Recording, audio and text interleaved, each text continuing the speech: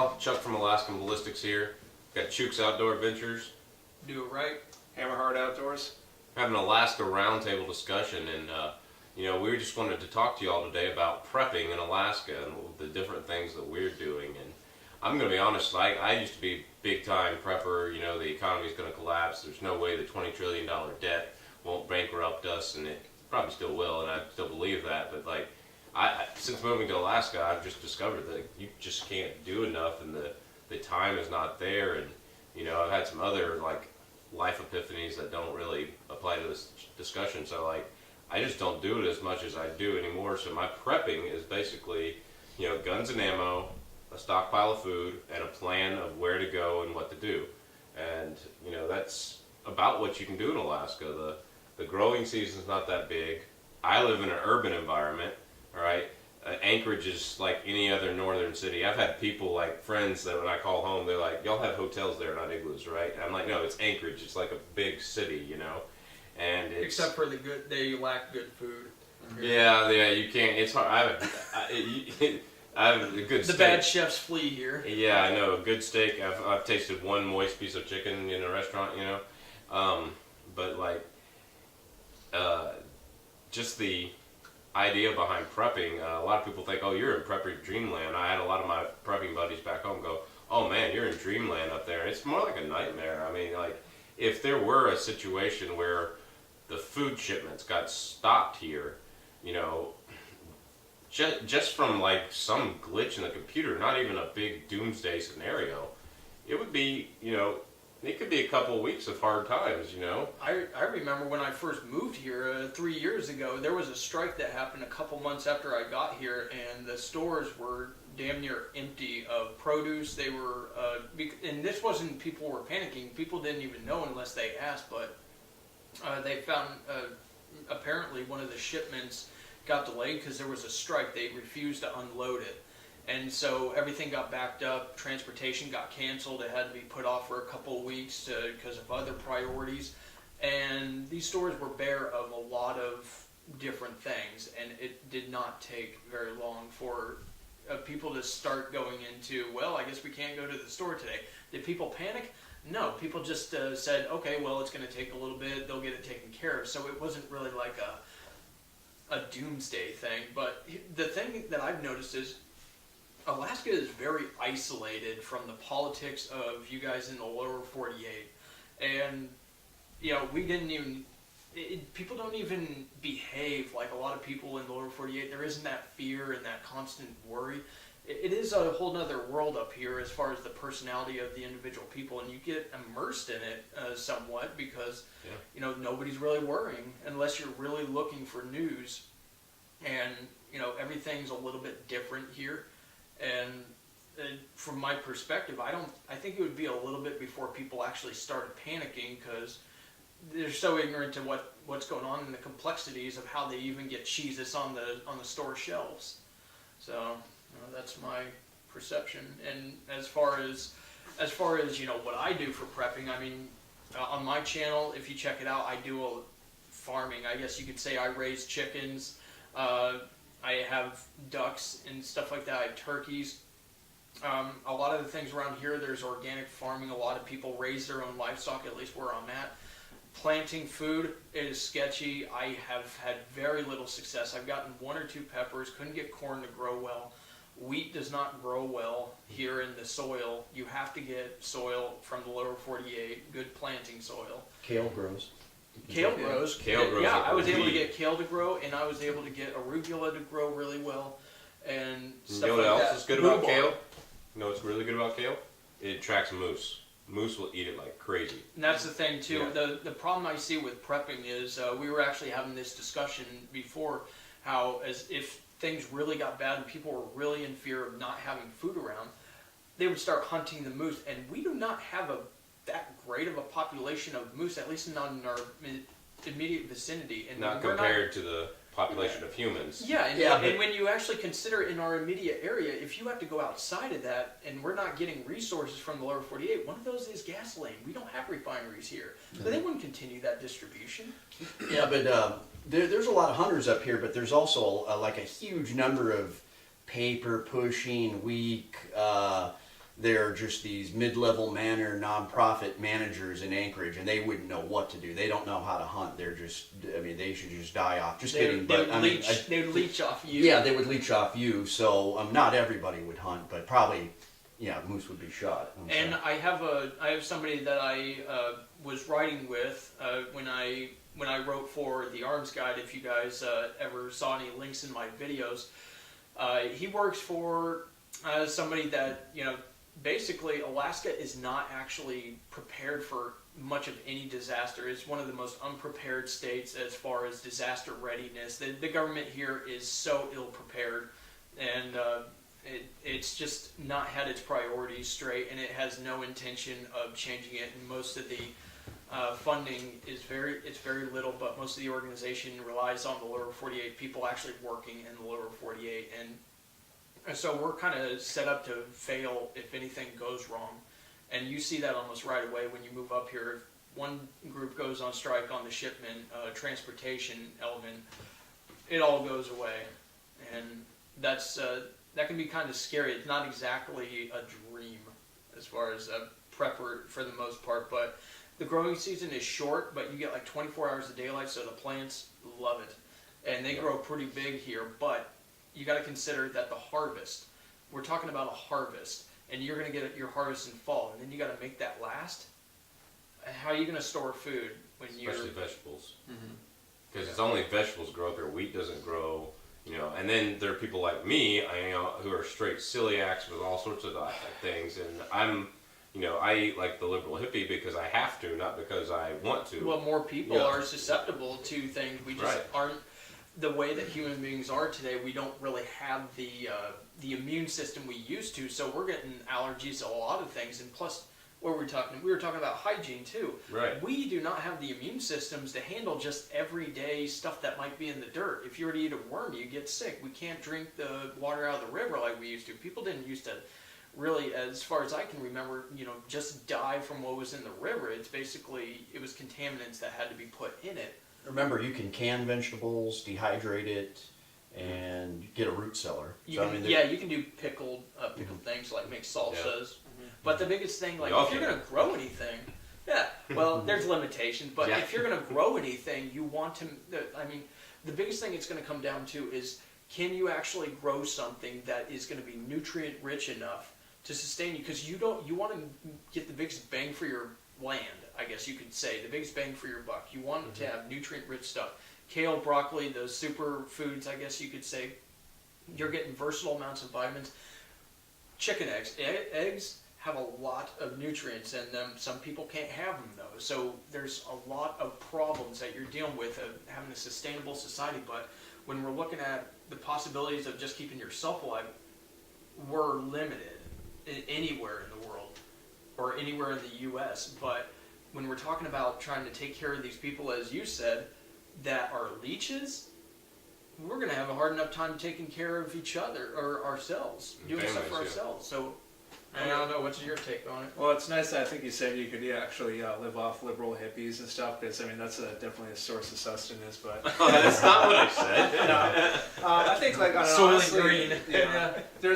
There's long-term survival and short-term survival and prepping and all that stuff. And I think at some point or another, the human being, like the human race, I think of who's surrounding you needs to kind of come into a renewed sense of community, which I think we have lost so long ago with things like cell phones, all this technology stuff that takes us away from our natural desire to be in communal spirit with, I guess, the people around us. And stuff. Yeah, and they blind themselves with things like Facebook. Not to get off too much on a tangent on that. I think people need to first just get through the initial, I guess, phase of it. But I mean, if you're gonna go like full on, where it's like, hey, this is gonna, like, the government's collapse, it's done. There's no more planes are coming up here with bags of Doritos. No more gasoline. I mean, gasoline's only gonna like keep for a little while, right? So, are you gonna egress the state of Alaska down to the lower 48 and hope, like, weather and that stuff being just better? It'll kind of, I guess, help you sort through your problems. But I think the biggest thing a human being can do is just have a like 3 weeks to a month plan, I guess, just to kind of brace the initial, shock to the system that I think that, your community is going to find out if something like that happens. So, I mean, like, one, have a little bit of gasoline saved up, have a plan, and the thing is, you kind of have to, you have to commit to a plan. I mean, you can't half-ass things. Making sure you're actually rotating your gasoline. Yeah, exactly. Stuff like that. Just have some food, like we talked about MREs, and I mean, I've heard lots of stories of your Marine stuff where you can't live off those things. I mean, young guys get sick. I was living off them for about 6 months when I was on deployment, and I could not actually process food. I became malnourished when I came back, but I was eating fruits and vegetables because you couldn't get that on deployment.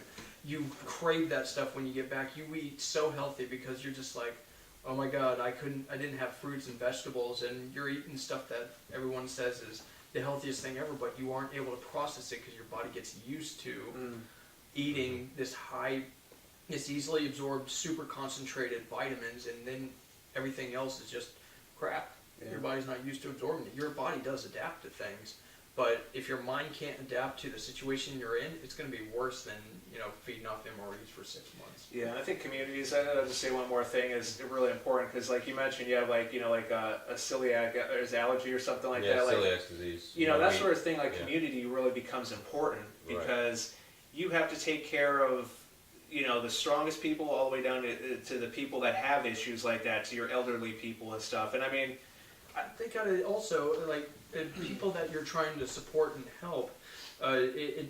Sense of community is where everybody, it's a give and take. Mm-hmm. When you have a sense of community, there's so many things that means.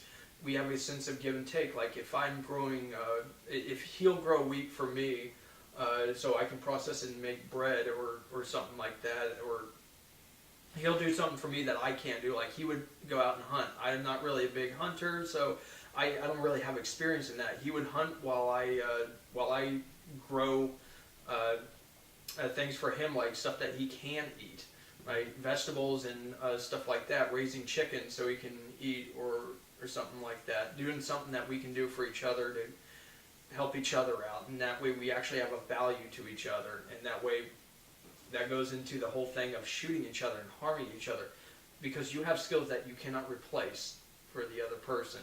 We need to argue more in these videos, guys. I was disagreeing with David earlier because I think things could get violent. I think it could turn to chaos if there was some kind of collapse, at least for a short time. It would have to be a huge catalyst, dude, there's 100 guns just laying right in front of us. I know. I think us four are probably the best, equipped well to handle armed. at least the first 24 hours.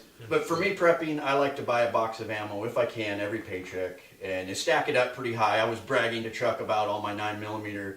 But it's Full Metal Jacket, and then he just cut me down and said that they needed to be hollow points. But for me, it's that, and then I want to get non-deviating hollow points. That's right. I want to get tubs of the freeze-dried food, those Mountain House things.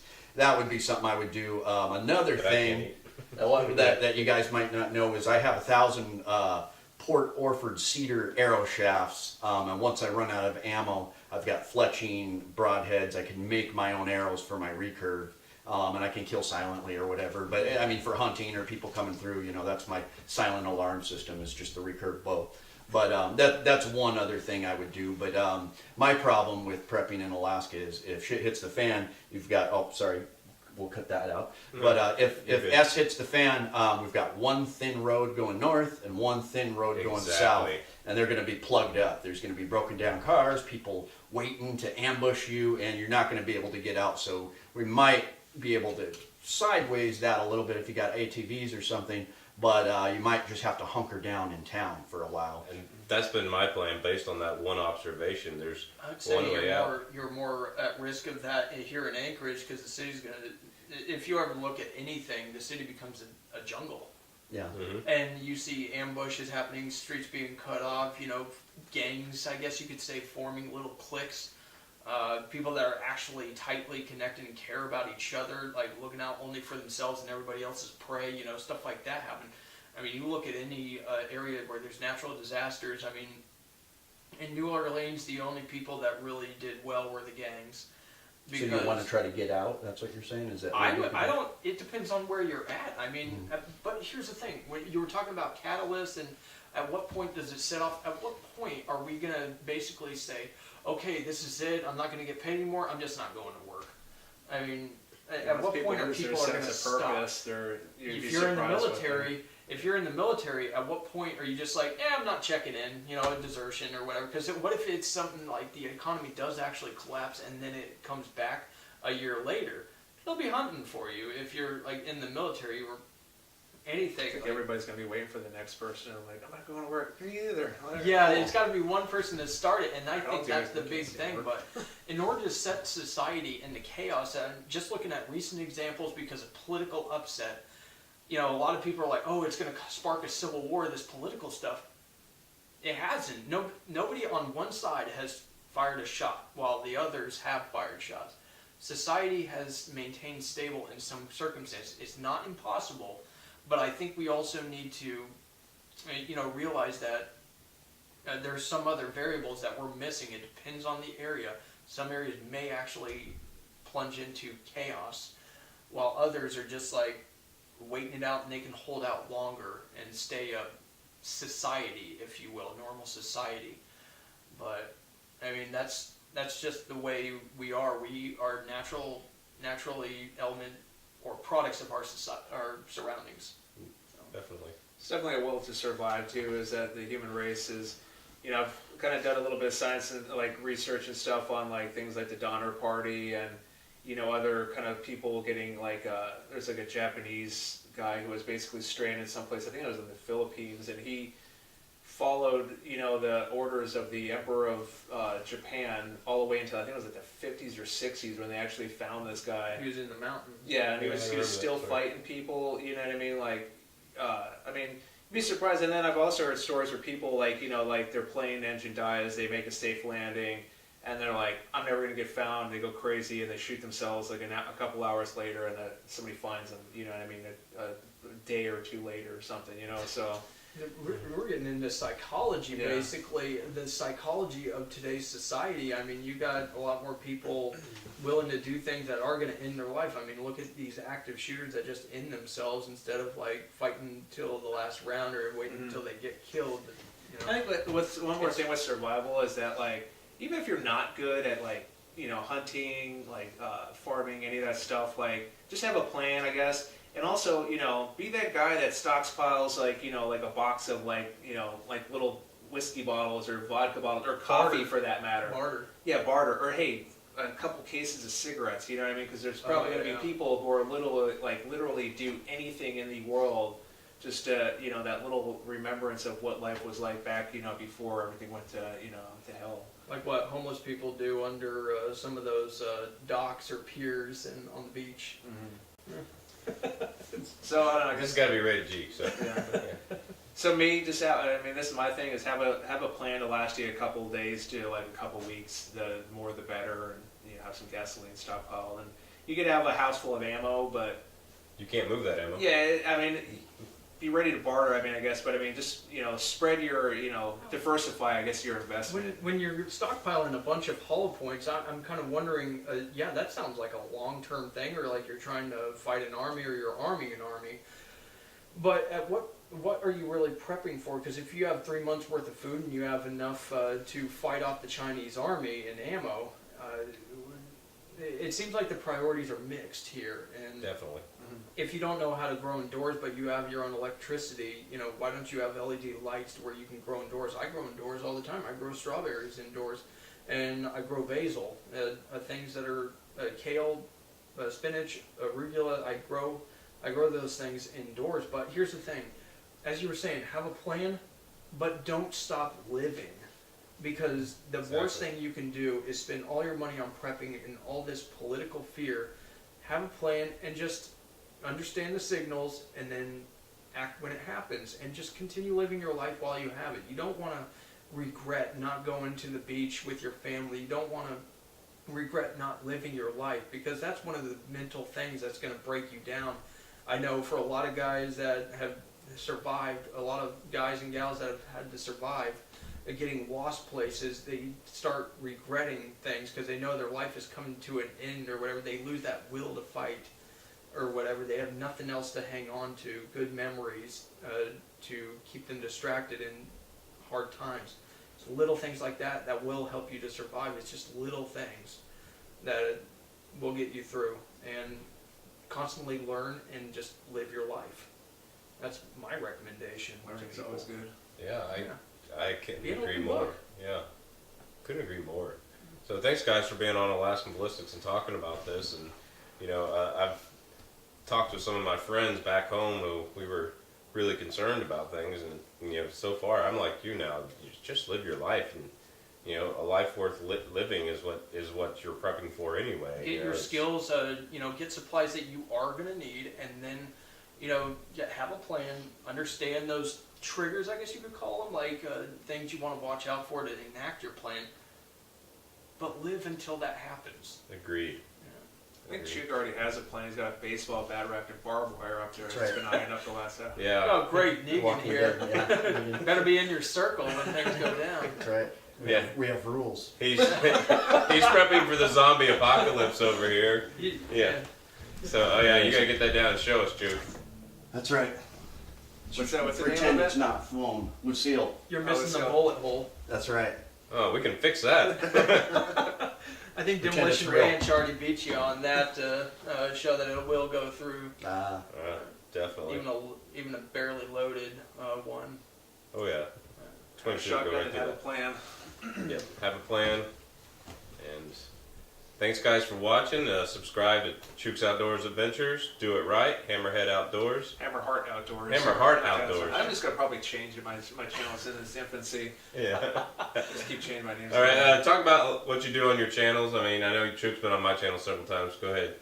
I like to hunt bears and do gun reviews and my tactical stuff. I'm just a Alaska barbarian.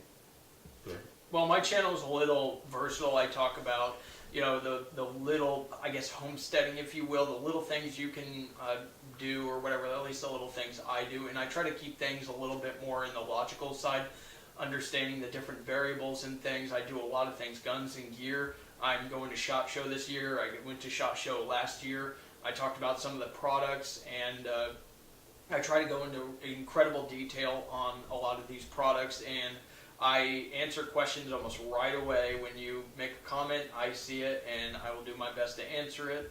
But that's really the thing with my channel, as the name says.